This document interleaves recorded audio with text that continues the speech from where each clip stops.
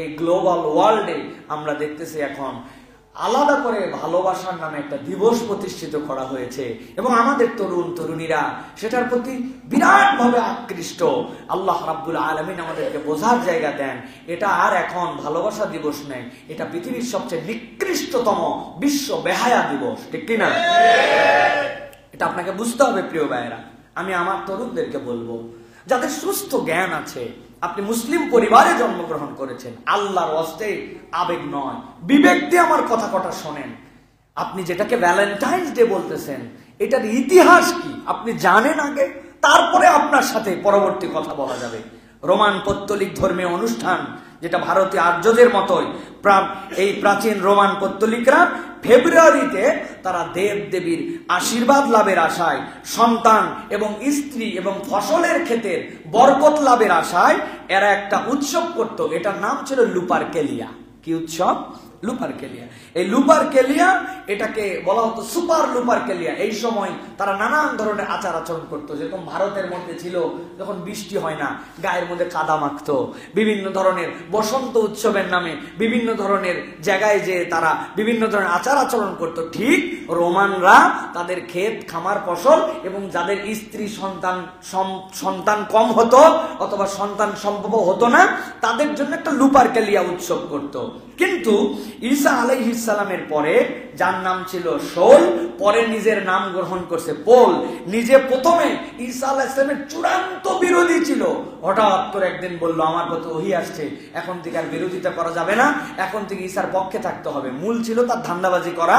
প্রথমটা সরাসরি বিরোধিতা করে ঈসা আলাইহিস সালামের ধর্মকে বিকৃত করা, ওটাতে সফল না হয়ে এবার ঈসার পক্ষের লোক হয়ে ঈসা আলাইহিস সালামের ধর্মকে বিকৃত করার জন্য তার এই প্রচেষ্টা ছিল। ওই শৌলই পরবর্তীতে পল, এই পল যে ইচ্ছা মতো বাইবেল বিকৃতির জনক, ঈসা আলাইহিস সালাম এবং তার সঙ্গীরা সন্দেহ করলো, সারা জীবন তুমি বিরোধিতা করলে, হঠাৎ করে এত বড় তুমি বন্ধুত্ব করতে গিয়ে আনলে। তখন ফিলিস্তিন এবং তার আশপাশের লোকেরা তাকে অস্বীকার করলো, বললো না, তুমি আমাদের এখানে থাকতে পারবে না। এরপরে ওই পোল পালায়া এশিয়া মাইনর এবং ইউরোপের দিকে চলে যায়। যাওয়ার পরে পরবর্তী ধারায় পঞ্চম এবং ষষ্ঠ খ্রিস্টীয় শতকে লুপারকেলিয়া উৎসব, যেটা এই লুপারকেলিয়া উৎসবের নাম পরিবর্তন করে এটাকে সেন্ট ভ্যালেন্টাইন ডে নামকরণ করা হয়।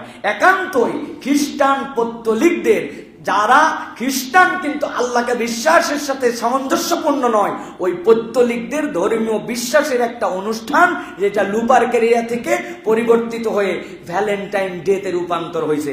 ওই ভ্যালেন্টাইন্স ডে এখন পুরা বিশ্বময় ছড়িয়েছে, যার পিছনে এখন ওই পৌত্তলিক বিশ্বাসের সাথে আরো কতগুলো বিষয় জুড়ে হয়েছে। ১ নম্বর, ব্যাপক বাণিজ্য করা। ২ নম্বর, মুসলমান সহ বিশ্বের চরিত্র নষ্ট করা। ৩ নম্বর, জনগণ এবং পৃথিবীবাসীকে ভোগমুখী একটা জাতি, ত্যাগমুখী নয়, ভোগমুখী একটা জাতিতে রূপান্তর করা। এবং এটার সাথে আন্তর্জাতিক একটা চক্রান্ত আছে। সেই চক্রান্তটা কি? পৃথিবীতে মুসলমানরা ছাড়া পৃথিবীর সব দেশের সব ধর্মের পারিবারিক বন্ধন একবারে ঢিলা হয়ে গেছে। পরিবার বলে তাদের কিছু নাই। তাদের নিজস্ব জরিপে 1989 সালের জরিপ, আরেকটা 1949 সালের জরিপ, এই জরিপে দেখা গেছে ইউরোপ এবং আমেরিকায় বাপ মেয়ে, স্বামী স্ত্রী, ভাই বোন, বোন তারপরে হচ্ছে কি বলে মা, এই যে সিঙ্গেল ফ্যামিলি, ডবল ফ্যামিলি, পিতা একদিকে চলে গেছে, মা একদিকে চলে গেছে, ভাই বোন মিলে, এইগুলো সবগুলাকে ওরা পরিবার হিসাবে ধরছে কাউন্টে। ধরার পরেও তাদের পারিবারিক ভিত্তি মাত্র 49 থেকে 57% পর্যন্ত, তাদের কোনো পরিবার নাই। এখন একমাত্র মুসলমান সমাজ, যারা হাজার দরিদ্রতা, হাজার বিপর্যয়, হাজার বিপদ সবগুলোকে উপেক্ষা করে একমাত্র মুসলমানরা পরিবার নিয়ে বসবাস করে, পারিবারিক বেশ থাকে। আন্তর্জাতিক চক্রান্ত হচ্ছে এদেরকে কিভাবে পরিবারহীন করা যায়। মানুষকে যখন পরিবারহীন করা যায়, তখন তার দ্বারা সব কাজ করানো সম্ভব। সামাজিকতা যখন বিবর্তিত হয়ে যায়, সব কাজ করা সম্ভব। এই আন্তর্জাতিক ষড়যন্ত্রে পরবর্তীতে এই যে আমাদের মধ্যে এই সকল কার্যক্রম ঢুকানো হয়েছে, যেটাকে আপনি মনে করতেছেন বিশ্ব ভালোবাসা দিবস, বিশ্বাস করেন আপনি গুগল করেন, আপনি ইতিহাস সার্চ করেন, আপনি হয়তো বলতে পারেন যে আমি তো ওই উদ্দেশ্যে করি না। আপনি কোন উদ্দেশ্য করেন? ওটার প্রতিষ্ঠাতাকে ইসলাম তো আপনাকে ওটা দেয় নাই। আপনি তো মুমিন হিসাবে স্বীকার করেছেন যে আল্লাহর বিধানের প্রতি আপনি সমর্পিত হবেন। তাহলে আপনি বলছেন যে আপনি ওই বিশ্বাসে করেন না, কিন্তু তার কাজ আপনি কেন করেন? আপনি যদি গির্জায় যান, আপনি বলছেন না আমি গির্জায় যাচ্ছি, যাওয়ার পরে আমি তাকে বিশ্বাস করে যাচ্ছি না, আমি গির্জায় যাচ্ছি যাওয়ার পরে যিশুকে খ্রিস্ট বলতেছি, আমি এটা বিশ্বাস করে বলতেছি না, আমি তার উৎসবের মধ্যে সামিল হচ্ছি, আমি এটা আপনি যাচ্ছেন কেন? কালচার তো তার, অনুষ্ঠান তো তার, উৎপত্তি তো তারা করেছে। তাহলে আপনি একজন মুসলমান হিসেবে সাথে বেসিক্যালি ইমানের দাবিতে সম্পৃক্ত হতে পারেন না। এটা হচ্ছে একটা দিক। আর দ্বিতীয় দিক হচ্ছে এটাকে এখন যেভাবে যে বেহায়াপনার দিকে নিয়ে যাওয়া হয়েছে, এটা এখন কেবলমাত্র নিষিদ্ধই নয়, এটা সারা বিশ্বব্যাপী এটা এখন হচ্ছে একটা এমন একটা বিষয় দাঁড়াইছে যে বিশ্বকে বিবাহ বহির্ভূত অবাধ যৌনাচারের দিকে নিয়ে যাওয়ার জন্য এটা হচ্ছে এখন হিডেন মিশন। আপনি বিবাহর সাথে যে ভালোবাসা, যে সম্পর্ক, যে পারিবারিক ভিত্তি, এটা নষ্ট করবেন আপনি কি দিয়ে? কোনো কিছুতে নষ্ট করা সম্ভব নয়। একমাত্র সম্ভব বিবাহ পূর্ববর্তী এইটাকে ভালোবাসার নাম দিয়ে এইটাকে জেনা ব্যভিচারের সমাজকে সয়লাভ করে দেওয়া। এই জন্য আমি বলবো প্রিয় তরুণ, প্রিয় ভাইয়েরা, বিয়ের আগের সকল সম্পর্ক পৃথিবীর সকল আসমানি গ্রন্থে হারাম ছিল। এখন সেইটাকে বৈধতা দেওয়ার জন্য এখন আমাদের সমাজ যেরকম ভাবে ফিতনা ছড়াচ্ছে, এখান থেকে যদি আমরা আমাদের সমাজকে বাঁচাতে না পারি, তাহলে আল্লাহ রাব্বুল আমিনের গজব যেরকম আসবে, ঠিক আগামীর বাংলাদেশ ভয়ঙ্কর পরিণতির দিকে যাবে। কতগুলো এজেন্ডা বাস্তবায়নকারী দল এর সাথে সম্পৃক্ত হয়ে আছে। তারা মুসলমানের তাহজিব তামাদ্দুন যেখানে, তাদের বিরোধিতা সেখানে। ইসলামপন্থীরা যা বলবে ওদের তার উল্টা বলা লাগবে, এটা হচ্ছে তাদের মিশন হয়ে দাঁড়িয়েছে। আমরা তাদেরকে সতর্ক করতে চাই, বারবার আপনাদেরকে সতর্ক করা হয়েছে। আপনারা কাছে আসার গল্প নাম দিয়া নানান ধরনের প্রজেক্ট বের করে আপনারা যেভাবে অসভ্যতা মুসলমানদের পরিবারের মধ্যে ছড়াচ্ছেন, আপনারা যদি এখান থেকে নিজেদেরকে সরিয়ে না নেন, আপনাদের শুভবুদ্ধির উদয় না হয়, তাহলে আমরা সর্বাত্মক গণমুখী তাদেরকে আমরা বয়কটের ডাক দিতে বাধ্য হব, ঠিক কিনা? এবং মুসলমানদের এটা করা সম্ভব। আমরা আমাদের বক্তব্যে, আমাদের প্ররোচনায় আমরা যেভাবে পহেলা বৈশাখের নামে যে সকল বেহায়াপনা, অবৈজ্ঞানিক যে সকল কার্যক্রম, ওইগুলাতে এখন 40-50 জন লোকের বাইরে যারা আমাদের যুবকরা, তরুণরা, বিশ্ববিদ্যালয় পড়ুয়ারা, অত ইসলামপন্থী না, তারাও বুঝেছে যারা এই সকল কিসের মঙ্গল শোভাযাত্রা, এইগুলার সাথে না আছে কোনো বিজ্ঞানের সম্পর্ক, না আছে বাঙালির সম্পর্ক, এগুলা ভুয়ো, ইসলামের বিপক্ষে একটা কাউন্টার দেওয়ার এই বোধ কিন্তু পুরা বাংলাদেশে আলহামদুলিল্লাহ 90% মুসলমান একসেপ্ট করেছে, ঠিক কিনা ভাই? ঠিক একই রকম ভাবে এই কার্যক্রমে যে সকল তরুণদেরকে সম্পৃক্ত করার জন্য যারা প্ররোচনা দিচ্ছে, প্যাকেজ ঘোষণা করতেছে, নানান কিছু করতেছে, আপনাদেরকে আমরা বহুবার বলেছি, কিন্তু আপনারা যদি সতর্ক না হন, আগামীর বাংলাদেশে ফাহেসা মুক্ত করার জন্য আমরা তাদেরকে ডাইরেক্ট বয়কটের ডাক দিব। ওই বয়কটের ডাককে সমর্থন যারা করবে না তাদেরকেও আমরা বয়কট করব, ঠিক কিনা? ইনশাআল্লাহ এটা সম্ভব, ইনশাআল্লাহ। প্রিয় ভাইয়েরা, আল্লাহ বলতেছেন কুলিন্নামা হারামা রাব্বিল ফাওয়াহিশা মা যাহারা মিনহা ওয়া মা বাতান। আল্লাহ প্রকাশ্য অপ্রকাশ্য সব ধরনের বেহায়াপনাকে আল্লাহ নিষিদ্ধ করেছেন। আপনি দেখতেছেন না এই দেশে বেহায়াপনার কারণে কি হচ্ছে? আপনি খোঁজ পাচ্ছেন না। আপনি বিয়ে করতে দিবেন না 18 বছর না হলে, কিন্তু মেয়ে 12 বছর হলে পালায় যেতে পারবে, সেটাতে আপনার কোনো আপত্তি থাকবে না। ওই পালানোর পরে তারপরে যখন আবার ফেরত আসবে, ফেরত আসার পরে আপনি তখন কলাম লিখবেন, আহা এর কি বেঁচে থাকার অধিকার নাই, একে বিয়ে দিয়ে এখনই আপনারা তাকে শেষ একটা কচি প্রাণ ঝরিয়ে ফেলবেন। কত বড় বদমাইশ এরা! এরা হচ্ছে বেহায়ার প্রমোটকারী। ইসলাম বলতেছে বালেগ হয়ে গেছে, বালেগা হয়ে গেছে, বাপ মা যদি মনে করে বিয়ে দিবে, বিয়ের জন্য বয়স কি? একজন মেয়ে তো এরকমও হতে পারে 18 কেন 24 বছর বয়সেও তার ফিজিক্যাল কন্ডিশন ভালো না, তাহলে তার জন্য বিয়ে দেওয়ার জন্য আরো দেরি করতে পারে তার বাপ মা। আরেকজন যদি মনে করে 15 বছর উপযুক্ত হয়ে গেছে, তাকে বিয়ে দিয়ে দিবে। এর জন্য আপনি যে নিয়ম কানুন বানাইছেন ওটা আল্লাহর দেওয়া নিয়ম নয়, আল্লাহর নিয়মের খেলাফ যেখানে, পৃথিবীর অশান্তি সেখানে, ঠিক কিনা? আপনাকে এটা ক্লিয়ার কনসেপ্ট এটা বুঝতে হবে। এই জন্য আল্লাহ রাব্বুল আমিন বলছেন ওয়ালা তাকরাবুজ জিনা ইন্নাহু কানা ফাহিশাতুন ওয়া সাআ সাবিলা। আল্লাহ বলতেছেন জিনা তো দূরের কথা, ওয়ালা তাকরাবুজ জিনা, জিনার ধারে কাছেও যাও না। জিনা তো অনেক পরে, জিনার নৈকট্য অর্জন করো না। এই যে বিবাহ বহির্ভূত আমাদের যে কালচার দাঁড়াইছে, আমাদের যে ফ্যাশন দাঁড়িয়ে গেছে আমাদের জন্য, বিয়ের আগে তাদের সাথে অবাধ মেলামেশা, এটা আপনার আমার পরিবার থেকে যদি আমরা এটার বিপক্ষে স্টেপ না নেই, তাহলে এটার জন্য কান্ট্রি কখনো আইন বানাতে পারবে না। পরিবারগুলোতে আপনার মেয়ে, আমার মেয়ে, আপনার বোন, আমার বোন, আপনার ভাতিজি, আমার ভাতিজি, আপনার ভাগ্নি, আমার ভাগ্নি, আপনার ভাগনা, আমার ভাগনা, আপনার ছেলে, আমার ছেলে, আপনার পরিবার, আমার পরিবার, এই যে পারিবারিক বন্ধন, এই বন্ধন ইসলাম আমাদেরকে দায়িত্ব দিয়েছে। আমরা যদি দায়িত্ব এড়াই, তাহলে আগামীর বাংলাদেশ এত বড় বিপর্যয়ের দিকে যাবে যেটা আমরা কল্পনা করতে পারবো না। আমরা অর্থনৈতিক বিপর্যয়ের কথা বলি, ওটা কাটায় ওঠা সম্ভব। আপনি আপনার বিভিন্ন ধরনের রাজনৈতিক বিপর্যয়ের কথা বলেন, কাটায় ওঠা সম্ভব। কিন্তু একবার যদি কোনো জাতির মধ্যে চারিত্রিক বিপর্যয় ঘটে, ওই বিপর্যয় ওই জাতিকে, তাদের কৃষ্টি, কালচার, তাহজিব, তামাদ্দুন, তাদের সবকিছু ধ্বংস করে দিবে। এইটার থেকে আর বের হওয়া সম্ভব নয়। এই জন্য আমাদেরকে সতর্ক হতে হবে প্রিয় ভাইয়েরা। অনেক বিষয় আছে, আসলে কথা বললে তো অনেক লম্বা হয়ে যায়। ইসলামে যে দিয়াত, যারা ইসলামিক ল, ফিকহুল মুকারিন পড়েছেন আপনারা, তারা জানবেন যে ইসলামিক লর ক্ষেত্রে যদি কোনো লোক কোনো মানুষকে হত্যা করে ফেলে, তার 3 ধরনের বিধান। এক ধরনের বিধান হচ্ছে যে তার জন্য রাষ্ট্র গ্রহণ করে তার বিচারে প্রমাণ হয়ে গেছে, তাহলে তার জীবনের বদলে জীবন। 2 নম্বর বিধান হচ্ছে তার রক্তপণ, যে যারা হত্যা ভিকটিম, তারা যদি রক্তের কোনো মূল্য নির্ধারণ করে দেয় এবং ক্ষমা করে দিতে চায়, তাহলে তার জন্য এটা অ্যালাও হবে। 3 নম্বর যে ওই ব্যক্তির জন্য উন্মুক্ত ক্ষমা, তারা বললো যে ভুল করে করছে, যা করছে আমরা মাফ করে দিলাম, শেষ। কিন্তু যদি রক্তপণ চায়, যে আমরা রক্তপণ দিতে হবে, এখন আমার কোনো একজনকে মেরে, আমার ধরেন কথার কথা, আল্লাহ মাফ করুক, আমার কোনো ভাইকে কেউ মেরে ফেললো, আপনার কোনো ভাইকে কেউ মেরে ফেলেছে, এখন তার বিপক্ষে যারা মারছে, ওই মারা প্রমাণ হওয়ার পরে এখন তারা বলছে 1 কোটি টাকা দিলে আমরা তোমার জন্য মাফ করে দিব। এখন এই 1 কোটি টাকা যার কাছে চাইছে, এদের চালান হচ্ছে 30 লাখ, এর বেশি নাই। বাকি 70 লক্ষ টাকা কিভাবে অ্যারেঞ্জ হবে? ইসলামের বিধান হচ্ছে তখন তার চাচা, তখন তার ফুপা, তার বাপের দিকে যে সকল রক্তের সম্পর্কের লোক আছে, সকলকে সমানভাবে হিসাব করে টাকা দিয়ে ওই ছেলেকে বাঁচাতে হবে। কথা হলো, ভাই আমার ভাস্তার জন্য আমি কি জন্য দায়িত্ব নেব? তুমি আমার ভাতিজা, তুমি কি আমার বেটা নাকি? আমি তোমার জন্য কি জন্য, তুমি আমার ভাগিনা, তোমার জন্য আমি কি জন্য দায়িত্ব নিব? ইসলামের বিধান হচ্ছে এর মধ্যে আল্লাহ ঢুকাই রাখছেন যে কোনো একটা ভাগনা যদি বকে যায়, তখন ওই লোক বলবে, এই তুই যদি কোনো আকাম করিস, খালি তোরই বিচার হবে না, আমার ওর সাথে পানিশমেন্ট হওয়া লাগবে। তুমি আমার ভাগিনা, ভাতিজা, সাবধান হও, উল্টা পাল্টা করো না। ইসলামের বিধান এই সুষম বিধান করেছে, আলা কুল্লুকুম রাইন, প্রত্যেককে দায়িত্বশীল বানাইছে। এখন আমরা ওই দায়িত্ব থেকে বাঁচাই বলছে, ভাই ওর বেটা ওর বেটি যা করে করুক, আমি চোখ দিয়ে ওভারলুক করে চলে গেলাম। ইসলাম ওভারলুক করতে বলে না, ইসলাম প্রকৃত দেখে শুনে এই সমাজকে সুন্দর করে দায়িত্ব নিতে বলেছে।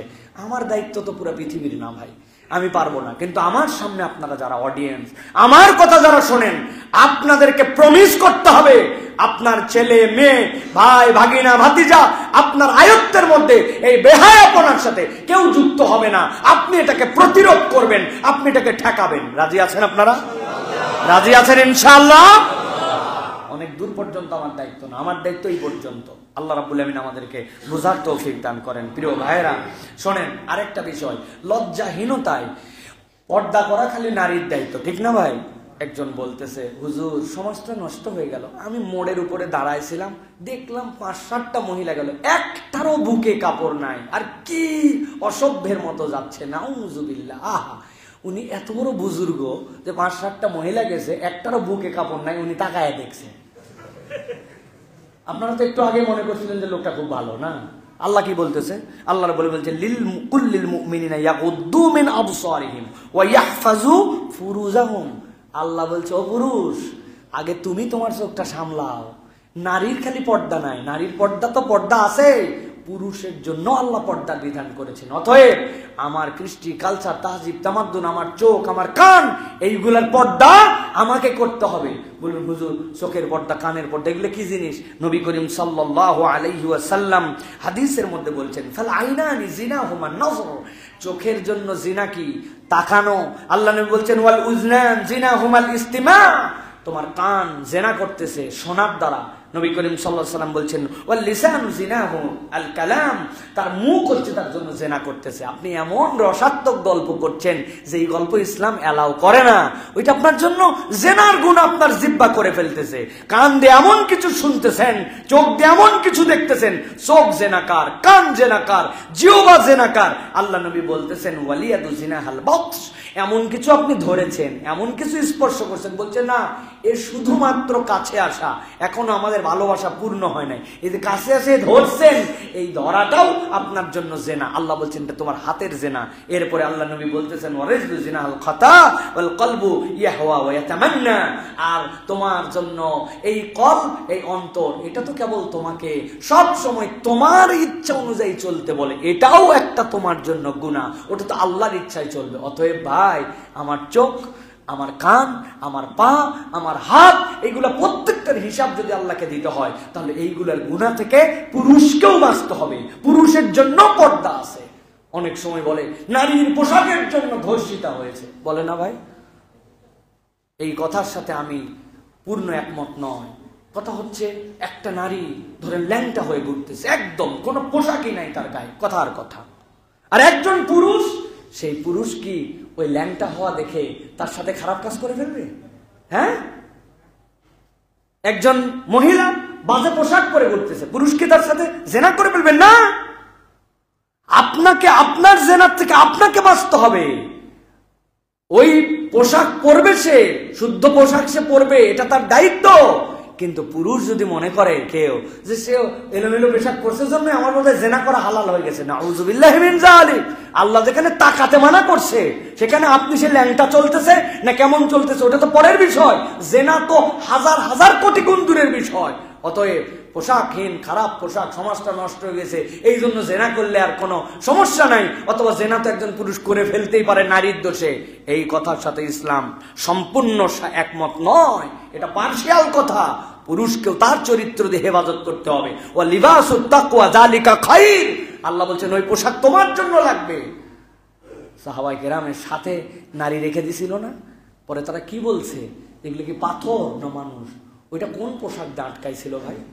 ওইটা কিভাবে তিনি নিজেকে হেফাজত করলেন? লিবাসুত তাকওয়া, শাহওয়াত সকলের মধ্যে আছে, কিন্তু কোন নারীর এলোমেলো চলাতে আপনার শাহওয়াত জাগ্রত হয়ে আপনি খারাপ কাজের মধ্যে জড়িত হয়ে যাবেন, তাকে টিজ করবেন, ইফটিজিং করবেন, ওর খারাপ পোশাকের কারণে আপনি ইফটিজিং করবেন ভাই, তাইলে তো ওই কুত্তা আপনাকে কামড় দিছে বলে কুত্তার পায়ে কামড় দেওয়ার মতো আপনার অবস্থা হয়ে গেল। আমি তো মানুষ। অতএব পুরুষকে সম্বরণ করতে হবে, এখান থেকে বেঁচে থাকার জন্য চেষ্টা করতে হবে, তাকেও বাঁচতে হবে। তবে সুষম সমাজের জন্য নারী পুরুষের উভয়ের এই জায়গাতে কন্ট্রিবিউশন লাগবে। আল্লাহ আমাদেরকে বোঝার তৌফিক দান করেন। একটা হাদিস বলে শেষ করে দিব। নবীজি বলছেন পৃথিবীতে এমনি এমনি কোনো মহামারী আসেনি, মহামারী আসার কারণ আছে। আল্লাহ নবী বলছেন লাম তাযহারুল ফাহিশাতু ফি কওমিন কাত্তু হাত্তা ইউলিনু বিহা ইল্লা ফাশা ফীহিমুত তাউন, যে কোনো মহামারী তখন আসে ওই সমাজের মধ্যে যার জন্য কোনো ওষুধ খুঁজে পাওয়া যায় না, যেটা মানুষকে মানুষ শেষ করে দেয়, ততক্ষণ পর্যন্ত আসে না যতক্ষণ পর্যন্ত সমাজের মধ্যে ফাহেশাটা উন্মুক্ত না হয়ে যায়। লজ্জার কোনো বালাই নাই ভাই। এই হাদিসের মানে বুঝছেন? আহারে, আগে ক্রিকেট খেলা দেখছি 10-15 বছর আগে, চাচা গ্রামের মুরব্বী তাদের সাথে একসাথে খেলা দেখতেছি, দেখতে দেখতে হঠাৎ করে একটা অ্যাডভার্টাইজ আছে, ওই অ্যাডভার্টাইজের মধ্যে কিছুই নাই, ট্যালকম পাউডার, তারপরে কি কি একজন নারী শাড়ি পরে, কিন্তু এই শাড়িতেও তার কতকগুলা অঙ্গ মনে হচ্ছে যেন বোঝা যাচ্ছে। ওইটা দেখে চাচার সাথে দেখা যায় না, তখন ভিন্ন কারণে মুখ নামায় নিয়ে অন্য কথা বলা লাগে কৌশলে, উনিও বুঝতেছে তারা দুইজন চাচা ভাস্তা গ্রাম পাড়া সম্পর্কে, বড় ভাই ছোট ভাই দেখতে পারে না ওই দৃশ্য। আর এখন এমন বেহায়া দৃশ্য, শ্বশুর শাশুড়ি, ছেলে ছেলের বউ, মেয়ে মেয়ের জামাই এবং ছোট নাতিদেরকে নিয়ে বলতেছে ওয়াও হোয়াট এ ড্যান্স। বাপরে, দাদা জিজ্ঞাসা করতেছে নানু ডু ইউ এনজয়? বলছে yes yes yes very beautiful. ওরে বাপরে বাপ, তাহলে আমাদের মধ্যে থেকে লজ্জাহীনতা কোথায় চলে গেছে? কি ভাই, কোন জায়গায় নেমে চলে গেছে আমাদের লজ্জাহীন। আল্লাহ নবী বলতেছেন হাত্তা ইউলিনু বিহা ইল্লা ফাশা ফিহিমুত তাউন ওয়াল আউজা আল্লাতী লাম তাকুন মাদাত ফি আসলাফিহিম আল্লাযিনা মাদাউ। তাদের অতীতের কোন জাতির মধ্যে এই রকম কোন মহামারী আসে নাই যেই মহামারী আল্লাহ তোমাদের মধ্যে লজ্জাহীনতার কারণে ঢুকায় দিবে। নাউযুবিল্লাহি মিন যালিক। একটা ধাক্কা খাইছি না আমরা, করোনার ধাক্কা খাইছি না? আল্লাহ রাব্বুল আলামিন এরকম ধাক্কা দিতে পারেন কিনা একবার চিন্তা করেন, যে এমন ধাক্কা যে খানায় কাবার পাশে তওয়াফ করার লোক নাই। ধাক্কা মানে কি আপনি শুধু এইটুকু বুঝেন, বাকিগুলো বলেন, খানায় কাবারটা বলেন না কেন? অমুক হয়ে গেছে, তমুক হয়েছে, আমেরিকা অচল হয়ে গেছে, ব্যবসা বন্ধ হয়ে গেছে, কাবার পাশে তওয়াফ করা বন্ধ হয়ে গেছে। আপনি আছেন কোথায়? শাস্তি কাকে বলে? ফেরেশতারা তওয়াফ করছে, জিনেরা তওয়াফ করছে, তওয়াফ বন্ধ হয় নাই, কিন্তু কোনো মানুষের তকদিরে ওখানে যাওয়ার মতো সুযোগ হয় নাই, বন্ধ হয়ে গেছিল। আল্লাহ এর চেয়ে বড় শাস্তি কি দিয়েছেন আপনার আমার জন্য? অতএব প্রিয় ভাইরা, এখান থেকে আমাদেরকে বাঁচতে হবে। আল্লাহ বলছেন ইন্নাল্লাযীনা ইউহিব্বুনা আন তাশিআল ফাহিশাতু ফিল্লাযীনা আমানু লাহুম আযাবুন আলীমুন ফিদ দুনিয়া ওয়াল আখিরাহ। আল্লাহ বলতেছেন যারা মুসলমানদের মধ্যে এরকম বেহায়াপনা ছড়াই দিতে চায়, আমি আল্লাহ বললাম দুনিয়া আখিরাতে তাদেরকে লাঞ্ছিত করে আযাব দিয়ে আমি রব্বুল আমিন তাদেরকে দেখাই দেব। প্রিয় ভাইরা, অতএব আপনার আমার জীবনে এই যে অভাব, এই যে আমাদের জন্য বরকতহীনতা, এই যে আমাদের জন্য কি জানি চাই, চাওয়া মেলে না, সব পাওয়ার পরে আমার অন্তর ভরে না, এই যে আল্লাহ রাব্বুল আলামিন আমাদের মধ্যে যে শাস্তি দিয়েছেন, এই যে আমাদের জন্য ফ্রাস্ট্রেশন, হতাশা, এই যে আমাদের জন্য ডিপ্রেশন, এগুলো কিসের থেকে আসছে? হিসাব করে দেখেন, পরিবারগুলো লজ্জাহীন হয়ে গেছে, বেহায়া পরিবার হয়ে গেছে। ছোট্ট ছোট্ট বাচ্চাদের মধ্যে মেয়েদেরকে ছেলেদের পোশাক পরায় ঘুরাচ্ছে, এমন আপডেট বানায় দিছে, পিচ্ছি পিচ্ছি মেয়ে, পিচ্ছি পিচ্ছি ছেলে, তাদের মধ্যে কোনো শালীনতার বোধ নাই, কেমন জানি আপডেটেড জেনারেশন বানায় ফেলছে। লজ্জাহীন হওয়ার কারণে পরিবারগুলো আমাদের আযাবে গজবে ভরে যাচ্ছে। কথা বলেন।